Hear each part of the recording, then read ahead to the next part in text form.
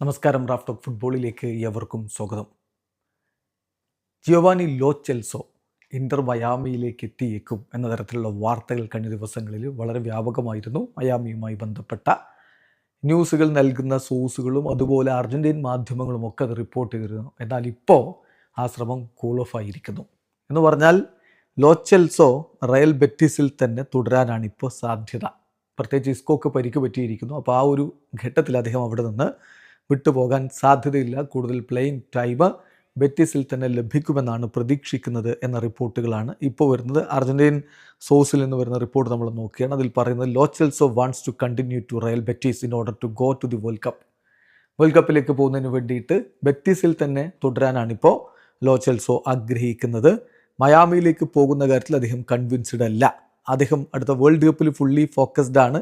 Good ഫോമിൽ world കപ്പിൽ എത്തുക എന്ന് അദ്ദേഹം ആഗ്രഹിക്കുന്നുണ്ട്. MLS ഇപ്പോൾ മൂവ് ചെയ്യുന്ന ഒരു റിസ്ക് ആയിട്ടാണ് അദ്ദേഹം കാണുന്നത്. പുതിയൊരു സ്ഥലത്ത് പോയിട്ട് സെറ്റിലാവുക എന്നുള്ളത് കുറഞ്ഞ സമയം കൊണ്ട് അത്ര എളുപ്പമല്ല. സോ അദ്ദേഹത്തിന് ഇപ്പോൾ ബെറ്റിസ് വിടാനുള്ള തീരുമാനമില്ല. ജനുവരി ട്രാൻസ്ഫർ വിൻഡോയിൽ അദ്ദേഹം ബെറ്റിസിൽ തന്നെ തുടരാനാണ് സാധ്യത എന്നാണ് അർജന്റീൻ സോഴ്സുകളിൽ നിന്നുള്ള റിപ്പോർട്ട്. അതോടൊപ്പം തന്നെ ഇസ്കോയുടെ പരിക്ക് ഒരു പ്രധാനപ്പെട്ട കാര്യമാണ്.